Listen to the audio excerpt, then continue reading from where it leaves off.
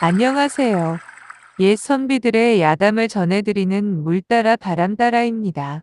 오늘은 사촌 언니와 혼사 결정했으나 파혼을 하고 정작 훗날 결혼식 신부는 다른 교수였다는 기묘한 혼사 이야기를 알아보고자 합니다.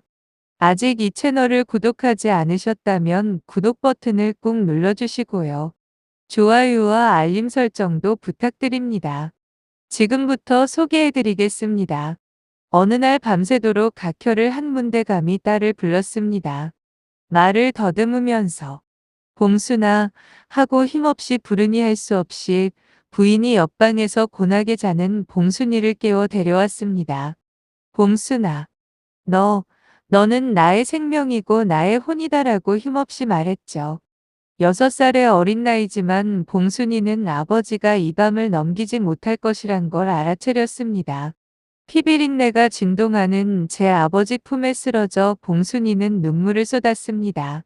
그러자 봉순이 어미가 문대감의 형님을 모시고 왔는데요. 문대감은 형님과 어린 봉순이를 앉혀놓고 말했습니다. 형님, 저, 저, 저는 이제 갑니다. 집사람은 제가 하도록 길을 열어주시고요. 또 쿠룩쿠룩 목에 피가 끓어 요강에 토해내며 우리 봉순이는 제 어미 제가 할 때 딸려 보내지 말고 형님이 길러주세요. 하고는 금방 조용해졌습니다. 봉순이는 제 아버지 목을 안고 통곡하고 형님도 동생의 손을 잡고 눈물을 흘렸죠. 그러던 시간이 흘러 새벽달기 울었습니다. 그게 10년 전의 일입니다. 봉순이는 그날 밤을 어제 일처럼 기억하고 있는 거죠. 봉순이 어미는 재혼하지 않았고 봉순이는 어미와 줄곧 살았습니다. 비록 문대감이 남긴 재산이 많지는 않았지만 그래도 모녀가 소박하게 살아가기에는 부족함이 없었답니다.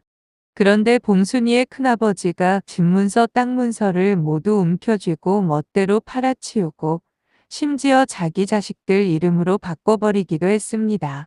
봉순이의 큰아버지는 과부가 된 봉순이 어미에게 제가 하라고 윽박지르고 봉순이를 자기 자식으로 호적에 올려놓았습니다. 봉순이가 하루는 돈 쓸 일이 있어 큰아버지를 찾아갔더니 꼬치꼬치 캐물으며 큰 선심이나 쓰듯이 돈을 던져주고선 이게 마지막이다. 라며 하는 짓이 놀부와 다름없을 지경이었습니다. 그래서 결국 봉순이는 하고 싶었던 얘기를 꺼냈다는데요. 큰아버님, 큰아버님. 봉순이 꿇어앉아 입을 연 이 천마디에 큰아버지는 눈살을 찌푸리며 큰 자는 왜 붙이냐. 너는 내 딸이야. 라며 호통을 치셨습니다.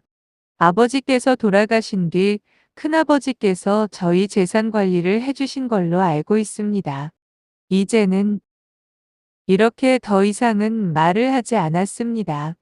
봉순이의 말이 끝나기 전에 노발대발한 큰아버지는 너 아버지 3년 동안 드러누워 있을 때 들어간 약값이 얼마나 되는지 알기나 해. 라며 봉순이에게 검지로 찌를 듯이 삿대질을 했습니다. 그리고 네 어미는 어떤 놈 만나 언제 떠날지 몰라. 네 아비 유언을 너도 들었잖아. 라고 고함쳤습니다. 봉순이는 눈물만 쏟고 사랑방을 나올 때 다시는 우리 집에 발도 붙이지 마라. 라며 큰아버지가 냅다 고함을 질렀습니다.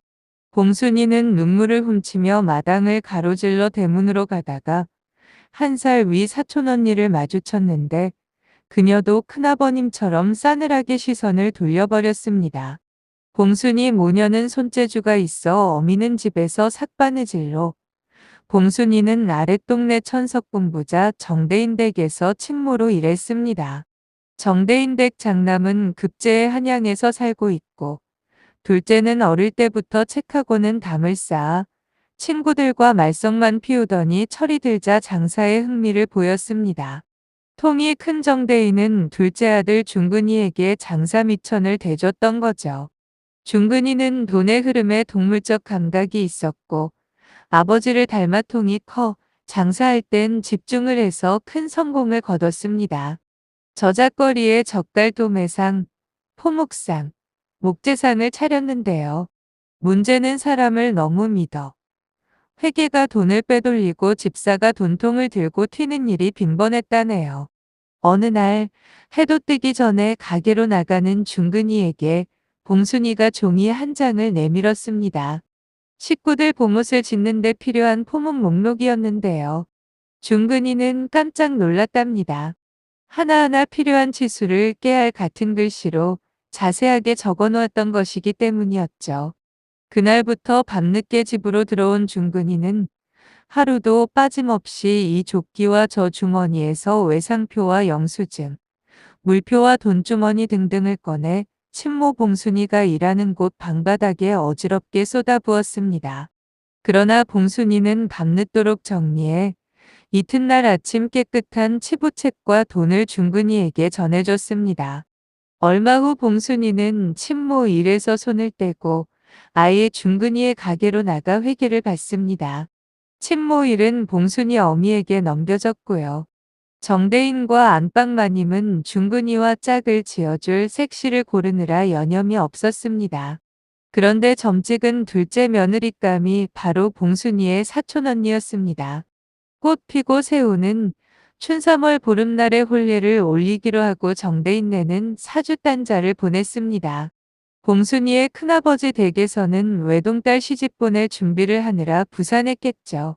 그래서 바느질 솜씨 좋은 봉순 어미를 불렀는데요. 봉순 어미는 그래도 큰 집이라고 밤이 새도록 바느질을 했습니다. 그런데 혼례 날짜를 불과 열흘 남겨두고 신부집이 발칵 뒤집혔습니다. 왜 그랬을까요? 무슨 큰일이라도 생긴 건가요? 그런데 이게 웬일인가요? 중신아비가 파혼장을 들고 온 것이었습니다. 그럼에도 불구하고 얼마 지나지 않아 봄이 가기 전인 4월 초 닷새 드넓은 정대인 앞마당에서 혼례식이 올려졌습니다.